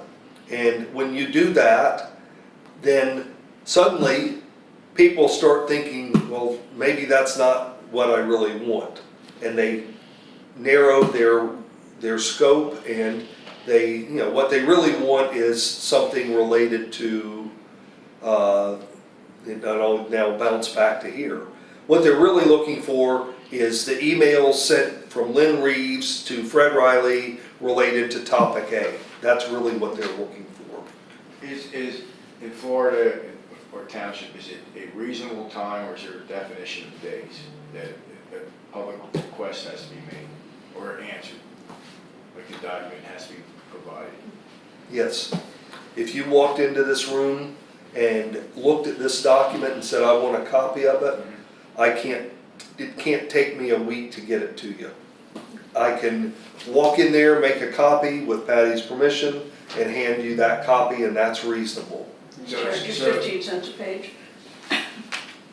So so there is no statute saying. No, there is a statute. You have to do stuff within a reasonable period of time. Because the federal government is reasonable time, and it could take years. Well, Yeah. we're not the federal government. I understand, but it's the same wording, and you can say, well, Patty is busy, she just got sick, she can't copy it, there's nobody in the, there's lots of ways you can. I know by the Yeah. work that we've done, the effort is made to be responsive to people. Sure, and that's the way it should be, but you can also, if it's political and that, you can really burn the person. You don't know you personally don't know me that well. It doesn't matter if it's political. Yeah. I just dealt with a lot of with me governments and everything and like with that. Yeah. the city clerk, it is what is the documents that are being requested, and Sure. what do we have to do to respond in a timely manner to the request. That's my calculation. I'm not going to change the way I look at it. I don't think she's going to change the way she looks at it. There have been times where it's been complicated, and I'll give you an example.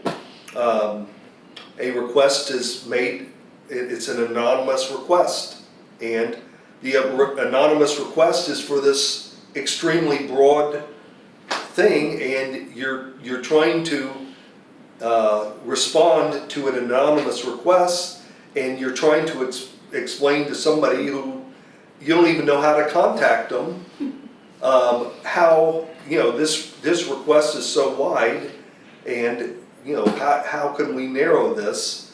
And that has been, you know, I'm just telling you the truth, that's been complicated at times. There's no good faith requirement for the request? It doesn't have to be. Okay. It's, you know, that goes to, the starting point is, if they ask for a public record, it's is the document, is it a public Doesn't record? exist. Okay? Yeah. If it is, then the motivation is not relevant under Florida law. If it's a public record, then you're obligated to provide it to them with the caveat that you have to do the redactions to take into account all the exemptions. Okay? That's the lawyer in me asking if there's a good faith requirement. Yeah. At times, I'm sure some of the things, if you want to be lawyerly about it, they may not be a good faith. Yeah. I mean, but that's not for me to decide, Right. not for her to decide. I mean, I know what we've done, and I'm not just thinking about Bel Air Beach. I've had the same things happen in Haines City, and they happen everywhere. People, at times, it's used as a tool, and at times it's used as a weapon. Yeah. I mean, I'm just telling you flat out. I'll go to an example I've dealt with, and I kind of alluded to it earlier. There was a time where people were asking for records, and they were simply setting up lawsuits to shake cities down for stuff. That's all. That's all they were doing. And this was a money-making venture, and they would typically target smaller cities because the people in smaller cities, except for this one, are not that well versed in this stuff, and they're asking things in a way that it's easy to make the misstep, and then you can file a lawsuit. And there's just people that do stuff like that. This is not the topic at hand, but I know this because I went through it. There was lawyers in South Florida that were doing ADA compliance cases based on the city's websites, okay? And they were doing these, the ADA is a federal law, so they were in federal court. And they were doing, this is great, I got to explain it so it makes you understand the gravity of it. They're in Fort Lauderdale, and they're looking at the website of a city in the Panhandle that they've never been to, okay? And it's 200 miles away. The only thing they know is it's on the map, and they went to the website, and the website is, arguably not ADA compliant because the website shows a map, but it doesn't show up on an ADA reader as a map. It shows up as something they can't figure out, and that's the basis for somebody saying, I was trying to access information and it's not ADA compliant, and thus I filed a federal lawsuit against the city, but we can solve it for $15,000. And people were doing that. I heard last time I was really paying attention to this stuff, they found a new target, and I just, nothing against lawyers, although at times I'm sick of them too, and I mean that. But these guys were filing lawsuits against mom and pop gas stations, okay? And because the mom and pop gas station had the new gas pumps that have the screen where they run the commercial where you're standing next to it filling your tank with gas, and they have a 30-second commercial about something, yet it wasn't closed captioned, okay? And they filed ADA lawsuits against these people for 15 or 20 grand, and Even though it was a private business. they're still obligated to comply with the ADA. And that's what they were doing. I mean, and the mom and pop gas station, they're probably pretty narrow profit margin, and you know, now they're facing that kind of stupid lawsuit. So, anyways, the story has a happy ending. One of these guys that did this, I mean, they had 300 lawsuits in federal court at a time. That's the gravity of what they were doing. But all the lawsuits were the same. They're 50-page complaints, and they assert all these things. But there was one guy, and I read with glee, although I don't read much with glee, but I did this time. The guy was filing these lawsuits. His client had no connection to the city other than finding the website on the internet, and the attorney did absolutely dishonest things to the point he violated all sorts of Florida bar rules, and then one federal judge wrote just a scathing order sanctioning this guy.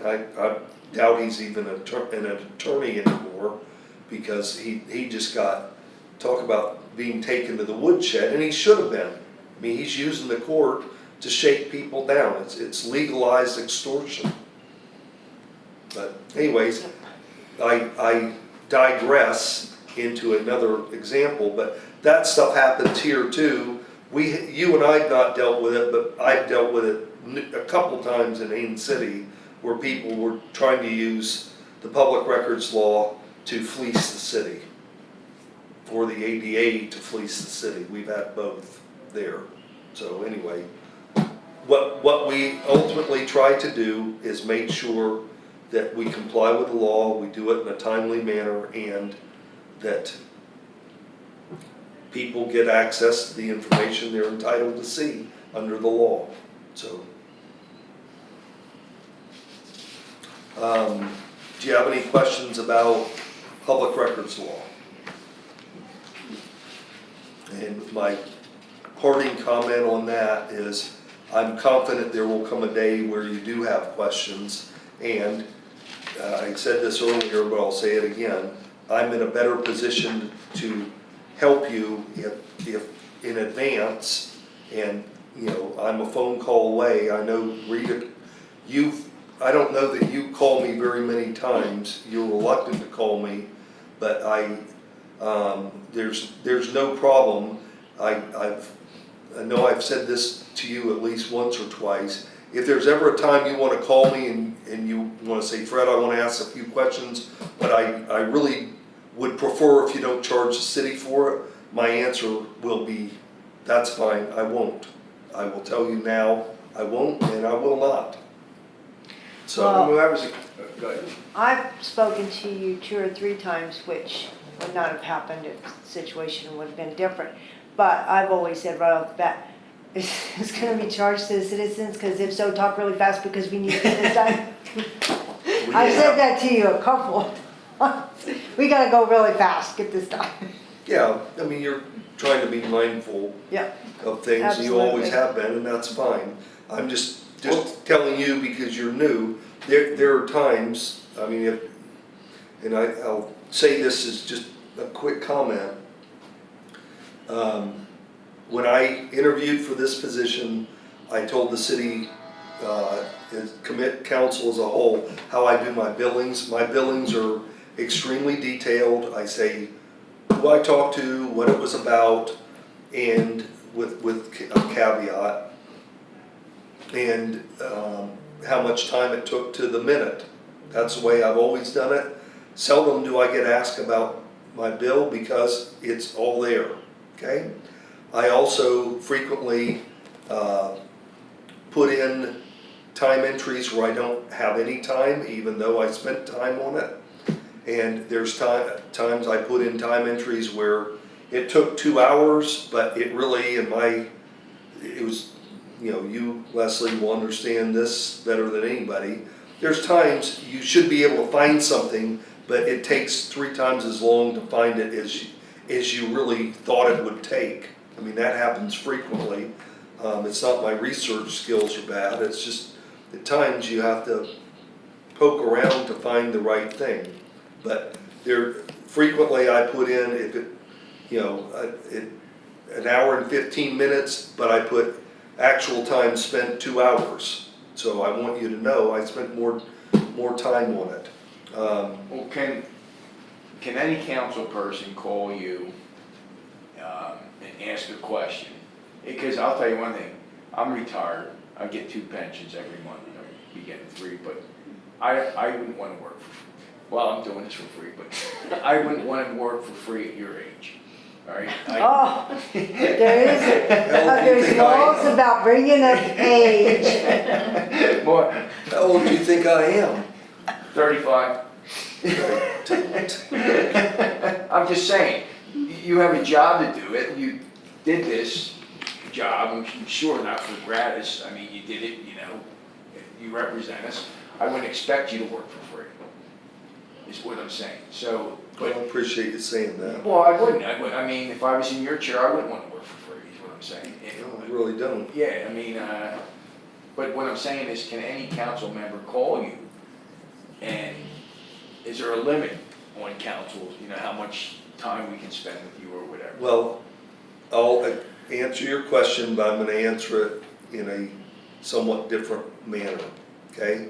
I encourage any of the council members, if they have a question, to call me and I will talk to them about it. If it's something that, I mean, and I'll pick the easiest thing. If you have a question about whether you voting on a specific item that's going to be on the agenda, whether that would be a conflict of interest because of this situation, that absolutely you should call and you and I should talk about it, and I will, you know, do what I always do. What's the legal standard? What's the situation? And it's important that you and I have that discussion, because if there is a conflict of interest, there's a procedure for you to refrain from participating in the discussion and for you to refrain from voting, and that's perfectly legal. Well, like Monday, I asked you a question when we were getting pictures, you know, and I don't expect that to be done for free, you know what I'm saying? But it's a question that was raised by some of the citizens, so. Well, I have an answer for you, so. Well, yeah, but what I'm saying is, I At would the end of expect that this, to be- you and I will talk. Yeah, but that shouldn't be done for free, is what I'm saying. Well- Yeah. Yeah. Here's what I would ask you to do. Look at my bill and you'll soon enough see. No, I only seen one, and it's very itemized, okay? Well, Yeah. I'm telling you, and I'm telling you flat out, and I've said this to the other 4 members, if there's ever a time you want to talk to me and you'd ask that I not, or sometimes I volunteer it, you know, then you know, if it's something I need to spend 5 hours on, I'm not gonna do that. Spend 5 hours and, you know, simply throw it into the, I don't get paid for that. I can't do stuff like that, but, I mean, within reason, I've always been willing to answer questions and talk to people about stuff, and I will continue to do that. So don't be deterred from calling me and I use the conflict of interest thing because this is a small community and it's certainly understandable there will be conflicts of interest, and you need to make sure you handle it properly, because if you don't, then you're in jeopardy of a ethics charge. So don't be deterred, but you know, the city charter is to have most of the stuff come through the city manager, because somebody needs to direct how things were done. There was a time where the you know, question was whether the mayor was authorized to direct me to do stuff, and the city council decided they want things to run through the city manager. And you know, the mayor and I talk periodically, that's no secret, but you know, I've always talked to other city council members, and you know, I can't, and this is the way I was gonna answer the question a minute ago, I can't do my job fully unless I have a free-flowing discussion with my client.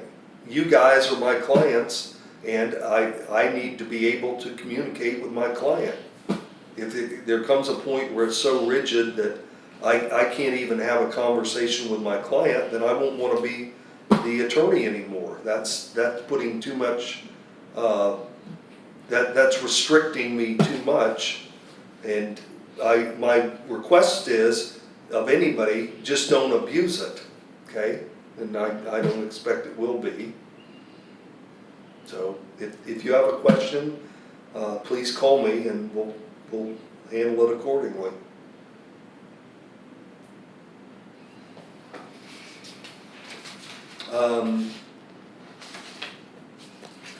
I had stopped with, it's inevitable there will be public records requests that will involve you, so be prepared and we will handle them in an appropriate manner. Patty is very well versed in it, and the request typically starts with her, and if it's something that she needs some perspective from me on, she contacts me or Lynn. At times, the three of us discuss stuff, but you know, we do try to handle things in the appropriate manner and do it in a timely manner as well. The sunshine law, we've talked quite a bit about that. I wanted again to give you the statutes, at least a part of it. I mean, this is, public records law is, you know, a whole chapter, 119, and it's extensive. And if you look through this booklet is basically broken into public records law and sunshine law, and it's got that much stuff in it. So if you ever or have a tough night sleeping, this is the book to pick up if you want to boggle your mind before you finally fall asleep.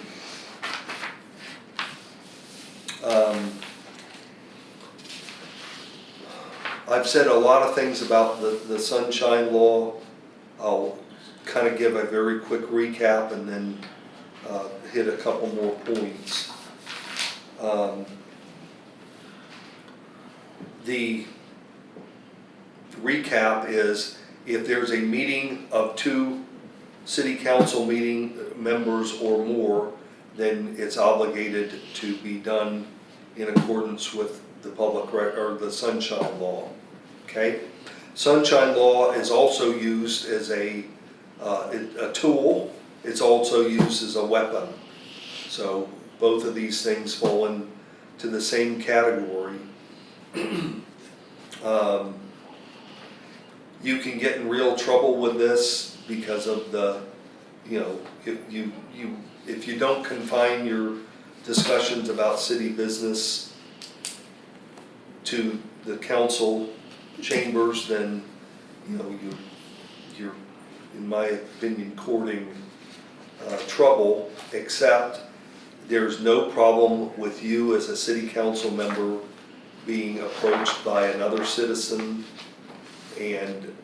or talking to another citizen at Publix or the Lowe's or at the beach or whatever. That's fine. You're being responsive to your constituents. Okay? One of the things that if you delved into that very far, you would find there's a whole bunch of stuff about conduits. Okay? So you can't go to, well, I'll use Rita. I know you. Well, Abusing me, no. I don't even know. Are you set back then? I'll use you. Are you married? No, go ahead and use me, because Yes. my Well, I husband. met your husband. Yeah, my husband and Frank are obviously friends as well as Okay. Yeah. Well, Steve is. I'll use Rita. Go ahead. Rita's married. I met your husband. Seems like a nice enough guy. Okay? What you can't do is go to Rita's husband and say, I'm thinking of voting yes on this topic, and with the full expectation that now he will go tell Rita that, and you'll subvert the sunshine law by using him as a conduit. You can't do that, okay? So that wasn't a bad example, was it? No, and it's just like, let's just flip it. I would never go to your wife and say, I'm doing such and such, because That's then if correct. she says something to you, she becomes a conduit, and we're all in trouble. But Steve and I talk a lot, and sometimes we talk about stuff in the city, which is perfectly legit, right? As long as Yeah, it's because not- he's a citizen Yeah, too. Yeah, he's a voter. Yeah. Well, you know how I would handle that? I would say to Steve, I can talk to you about this, but I can't, I have to do it with the understanding that I'm talking to you as a private citizen, and I can't say something to you that will then be relayed to Rita. Councilwoman Swope said that on election eve to me. We laid it all out, you know, which the do's and don'ts. you know. Before he was Before- voted yes, in, I yeah, mean, election eve. yeah. Yeah. Actually, it was We before followed the that. election was finalized. I Yeah. said, here's what you need to know. Yeah, no. Don't talk to Before- me, I'll waive it, no, just kidding. No, but we had that conversation, Yes. the do's and don'ts before any votes were cast. Yep. But, And Steve and I have always kept it, Mhm. but we're friends. and that's fine, but here, let me use this example because it's a good one. You have every right to talk to Steve because he's a citizen of the city, okay? He has a legitimate concern and he's voicing it to you. If you preface any response by saying, I'm happy to discuss this with you as a citizen, but I'm telling you in advance, you cannot communicate what I'm going to say to your wife because she's a city council member, and I mean that, then if you and Steve are talking to the party, you just said what I suggested, and later on it comes up, you know, you were using Steve as a conduit, you get to say, I absolutely was not. I clearly stated before I responded, and I got his acknowledgement that he would not be a conduit. And he's a citizen and I talked to a citizen. I didn't do anything wrong. Now, if Steve doesn't do what he committed to doing, then, you know, there's a problem. And, you know, I mean, there's some people, even if they say yes, I will keep it myself. I wouldn't believe them, and that would Oh, govern. Steve tells you that, he does. Hey, Sunday, our new drains, Steve and I were both out there up to our knees picking up sod, blankety blank this. Okay, but we were two citizens and I, as a councilman, you know, but there was nothing about her or me or, you know. I should probably clear up something, since this is a public record.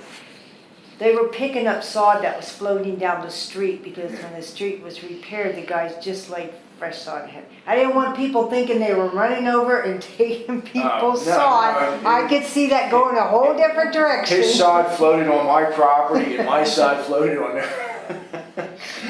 Yeah, It's a mess. yeah. Well, I'm just conduit. You have to be careful about.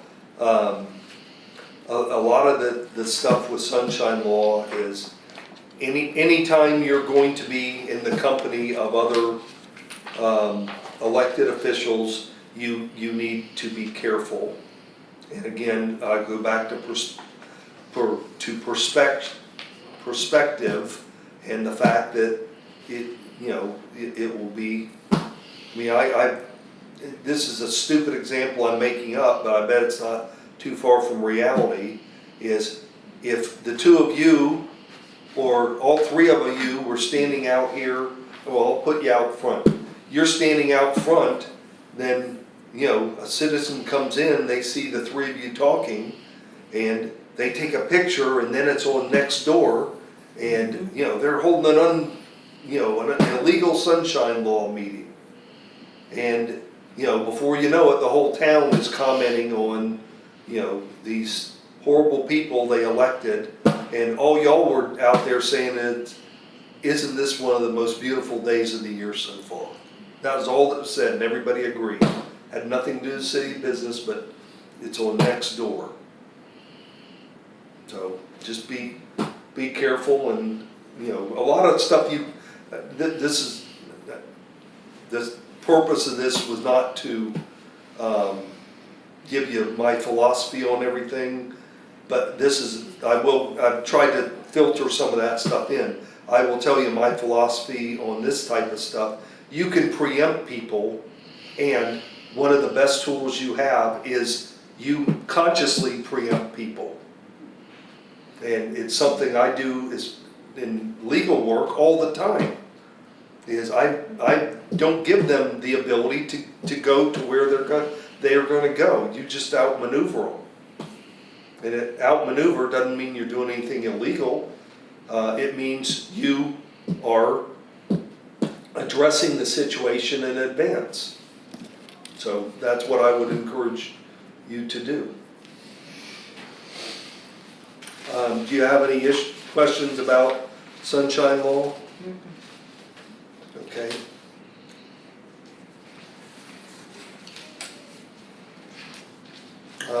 Throughout this, I've said things related to how to protect yourself against ethical complaints. I don't need to rehash that. I wanted to tell you about one pending case that the city has. There's a personal injury case that's handled, or that is, the plaintiff's name is Canigliaro. As you can imagine, the city has insurance, and I want to comment about that a little bit. City has insurance for the city-owned property, like anybody would, and if there's a slip and fall, or if there's a injury that happens on city property, that's an insurance claim, and the city has insurance counsel that defends the city. If there's an auto accident with a city vehicle and a city employee, then that's covered by auto insurance, and we have claims counsel for that. If there's a civil rights type complaint, then the city has insurance for that, and that would go to claims counsel, and the claims counsel would defend it. There are some situations where I would be the counsel in a lawsuit, but in my tenure so far, we haven't had one of those situations yet. So there's one outstanding personal injury? I think there's just one. And what's that pertain to? Since it's been Slip and fall. One city property here? Yes. Okay. And those are, periodically you're going to get those. And in Haines City, I think we have, Haines City has 283 employees, and they have, auto accidents, they have a bunch of parks, and they, slip and fall injury, auto accidents, things like that. So there's ongoing cases there all the time. Here, you don't have as many available options for people to slip and fall, but they happen here like they do anywhere else. Some of them have merit, some of them don't. Will council have the ultimate decision to settle or fight it, right? Well, they do the same thing every time that any insurance counsel will do. They assess whether it's a valid claim, and then they determine what, if it's a claim that has merit, then how do you settle the case in the most appropriate way? And they periodically will seek direction on what to do. If the claims counsel ever says, I think you should settle this case for, and I'm just picking a number out of the sky, for $20,000, because that would be at least our cost to defend it, and you as the city refuse, say, no, we wanna go, take it all the way, and then you end up getting a judgment against you for $100,000, then the insurance will only pay 20, and you'll be stuck with 80. So, yes, ma'am. I'm slightly confused from your comments and your question. And the reason why I'm confused is this is how I thought it worked. As the city, if we get a letter of intent to sue, I'll just start from the very beginning. If you get a letter of intent to sue, then it shuts down all conversations within the city council and all of that on that, because now it goes to the Florida League of Cities. And then let's say that person takes it from an intent to sue to an actual lawsuit. The lawsuit still goes to the Florida League of Cities, and then their claims adjuster and stuff define whether they're going to settle, not the city council of Bel Air Beach. We don't sit there and say we're going to fight that, right? Or that we're going to accept that either way, do we? Isn't it Florida League of Cities' responsibility? And we just don't mention it, don't talk about it because it's an ongoing thing, so we can't talk about it anymore. It shuts us down the moment you get Well, it. if a lawsuit's ever been filed, there's an exception to the sunshine law, and you can have, they call it a shade meeting. Yeah, I don't want There are times where we may need to have a shade meeting where we're talking about the expenses of a case and the settlement options available. And that is a shade meeting is done in a very structured manner. It has to have a court reporter, and after the litigation has been completed, then the record of the transcript is a public record. But the conversation in the shade meeting is very focused, and it's only about litigation expenses and settlement options. So Okay. so what she's saying is the Board of League of Cities can preempt the city council from making a decision? Oh, I wouldn't say that. Over the Because I don't last, understand that, I mean, the litigation on that, or, you know what I'm saying, where they're suing us. I thought we had full control of, like you saying, telling our insurance company, no, we're not gonna settle, we're gonna fight it, we're gonna risk the $80,000 if we lose. well, we have not, in my time here, we haven't had one of those type of situations yet. But getting back to what she's saying, would the Board of League of Cities Council be able to override us on a suit? Okay. No. I think the Florida League of Cities is the insurer. Mhm. I mean, that's Right. why they're in it, and their insurance council that doesn't, So they're the underwriter of all our policies? yeah, basically they're our insurer. I'm not sure about auto, I don't know. Yeah. I've never had to deal with an auto Yeah. claim in the time I've been here, that's a But question we would, for okay, you. then I understand that, and then we could still tell them, no, we're not gonna, Yeah, we're not gonna. it's not, we're not going to them as the League of Cities, we're going to them as an insurance company. Right, We're going to, right, we're right. going to our underwriter simply Yeah. saying, we're not As gonna our settle. insurer, yeah. you know? But Okay. let me tell you, and I have one specifically in mind that I know's happened since I've been here. There was a claim, and it was, it went to the insurance company, and it ultimately was settled for $5,000, okay? And Lynn authorized the resolution of the case for $5,000. I think in all likelihood, I don't know, but my guess is he, made sure everybody was comfortable with that. But it's also, I mean, he has a certain amount that he can make a decision on, and I think that was likely within the amount. And it was, I mean, a lot of the claims, as we all know, they start out, this is a gazillion-dollar claim, and they end up settling it for $5,000. And because it's not a gazillion-dollar claim, and the merits of the case are not there, but that's you know, plaintiff's lawyer always sorts out with that stuff. But it's handled in a structured manner, and if it exceeds Lynn's ability to authorize it to be resolved, then ultimately it would have to come to the city council for some sort of decision, and that's what a shade meeting's all about. Okay? I guess this will be my closing type comment, because this goes to everything we talked about today.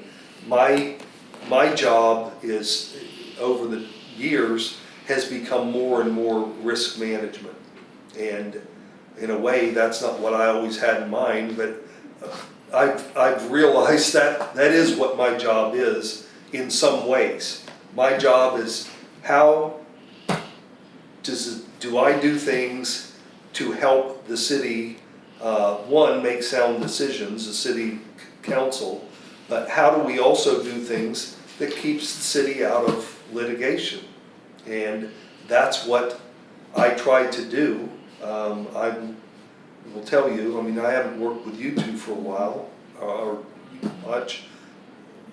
Leslie and I've talked several different times, but, you know, I try to be an open book about things. I don't like to get caught up in the intrigue and the conspiracy and all that stuff.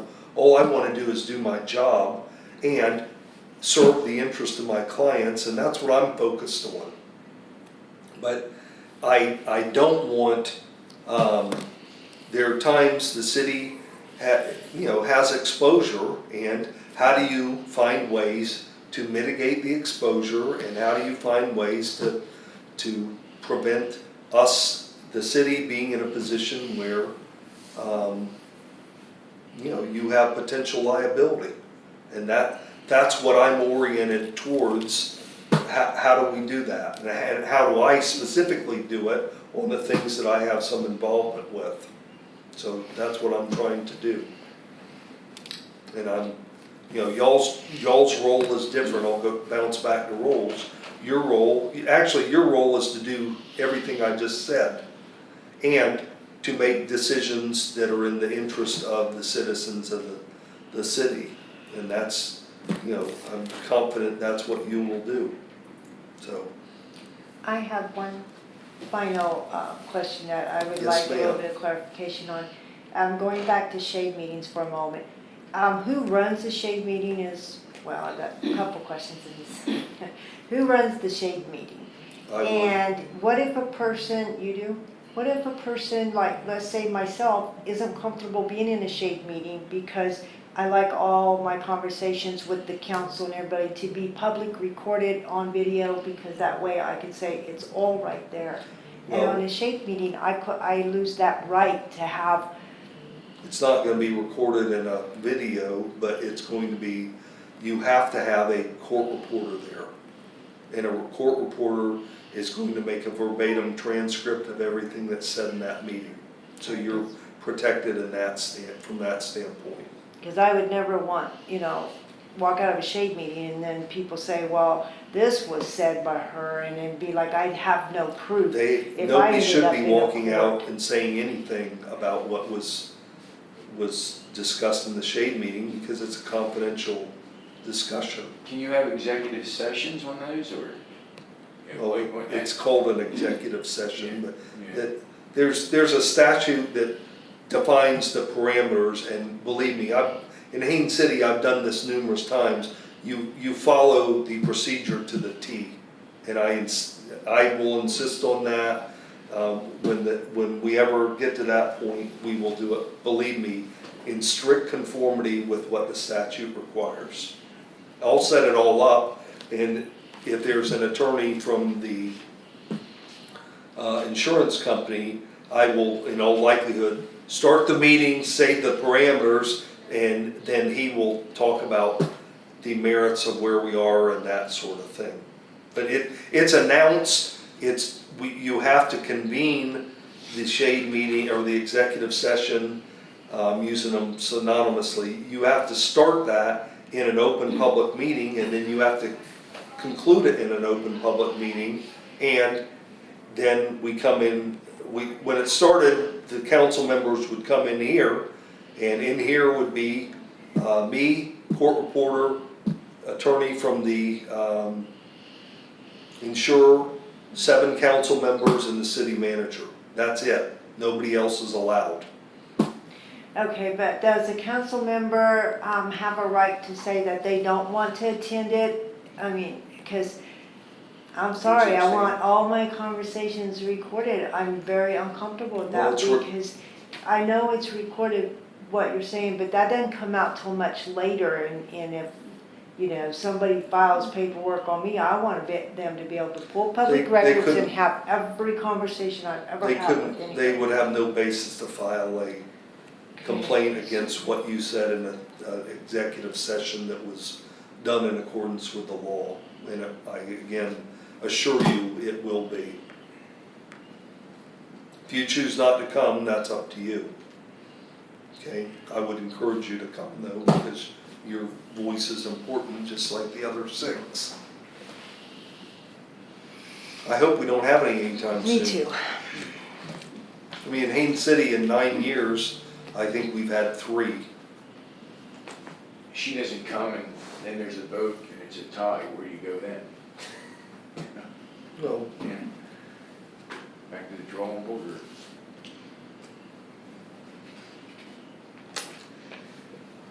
we'll leave that conundrum for the day it happens. Well, thank you very much for everything today. Does anybody have any questions? Very good. Okay, I'm out. The Excedrin bottle's in there for you.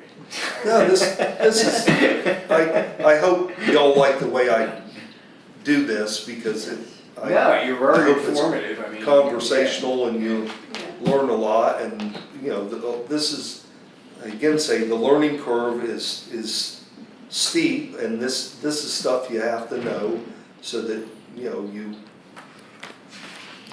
a lot of what I have said is for the purpose of you at a later date remembering, we talked about this is something I need to look at further, or I need to get legal advice on it. And that's what should happen.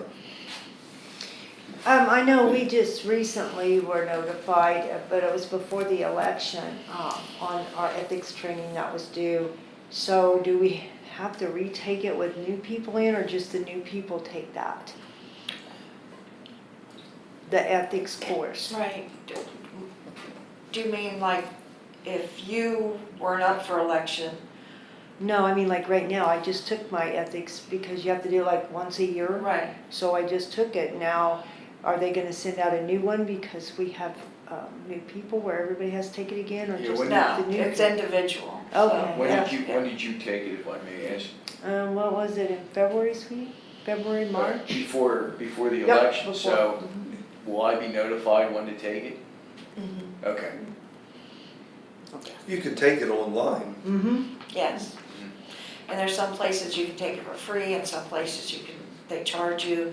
If you choose one that, you know, you get charged, the city will reimburse you, but, Well, you'll provide us the link or, okay. yes.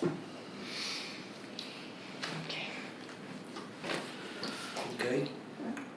Well, that's it, and if there's ever a question, please get a hold of me and I'm happy to help. Thank you. That Well, I concludes our appreciate- presentation. I appreciate your time.